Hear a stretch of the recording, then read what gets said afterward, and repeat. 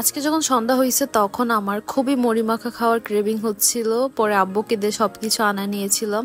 রমাদান ছাড়া তো বাসায় সবকিছু বানানো হয় না, দেখা যায় শুধু পেঁয়াজও বানানো হয় বা ছোলা বুট আলাদা করে বানানো হয়, বাট একসাথে সবকিছু বানানো একদমই হয় না। তাই স্পেশাল ভাবে মুড়ি মাখা খাওয়া হয় না রমাদান ছাড়া। কিন্তু অল্টারনেটিভ তো আসছি, বাড়ি থেকে কিনে এনে খাওয়া। আমি পেঁয়াজ, কাঁচা মরিচ দেন শসা সবকিছু ভালো করে কেটে দেন সবকিছু একসাথে ভালো করে মিক্সড করে নিচ্ছিলাম। সো খেতে মজাই হয়েছিল। এন্ড পরের দিন ঘুম থেকে উঠে দেখি আব্বু গাছ থেকে পেঁপে নিয়ে আসছে, একদম পেকে গেছে। আমাদের গাছের পেঁপে আমরা মাঝে মাঝেই খেয়ে থাকি পাকা এরকম। আর এরপরে আমি একটু ড্রিঙ্কস বানিয়ে নিচ্ছিলাম আমার জন্য।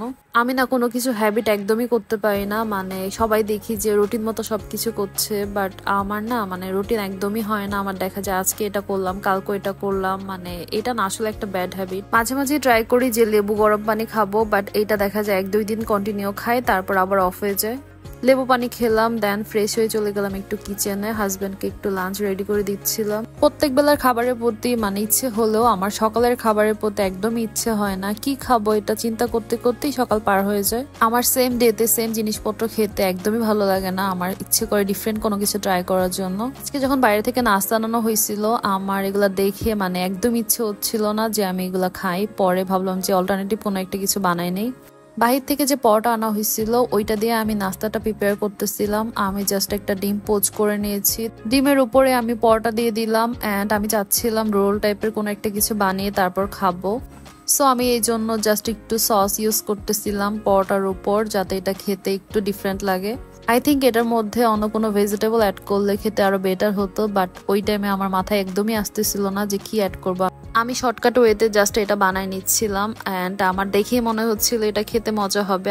রোলের শেপ না দিয়ে আমি জাস্ট ওইটাকে পরোটাকে ভাজ করে নিচ্ছিলাম একটু। আর ট্রাস্ট মি, এটা খেতে খুবই মজা হয়েছে, স্পেশালি চিলি সসটা ইউজ করার ফলে। আর আজকে আমি বাসায় আসছি, বাইরে যাওয়ার কোনো প্যারা নাই, তাই চিন্তা করলাম যে মাথায় একটু হেয়ার প্যাক ইউজ করি। এটা যেহেতু আমার শেষ করতে হবে, আমি টার্গেট নিয়েছি। সো যদি না ইউজ করি তাহলে কিভাবে শেষ করব। আর এটা ড্যান্ড্রাফের একটা প্যাক ছিল, আর এটা না খুবই ড্রাই, এটার মধ্যে অনেক পানি ইউজ করতে হয়, কিন্তু প্যাকটা অনেক ভালো।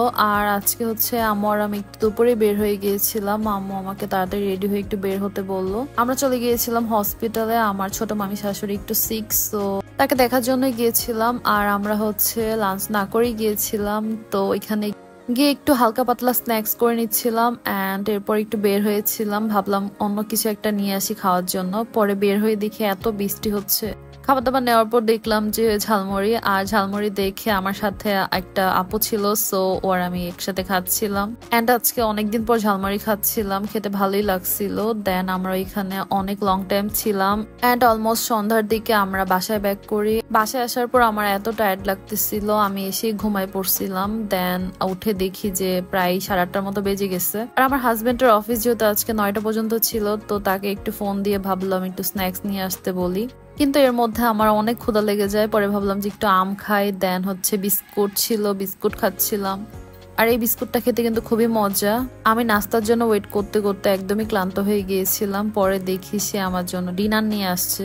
আর এগুলো আনার পর আম্মু খুবই বকতেছিল আমার হাজবেন্ডকে, কজ অলরেডি ভাত তখন রান্না করা হয়ে গেছে, বাট যেহেতু আনছে এখন এগুলো তো খাওয়াই লাগবে। খাবার দাবার শেষ করে ঘুমাই পড়ি। আর আজকে আমার ব্লগটা এই পর্যন্তই ছিল। আই হোপ আমার ভিডিও তোমাদের ভালো লেগেছে। Please don't forget to like, comment and share. Bye by.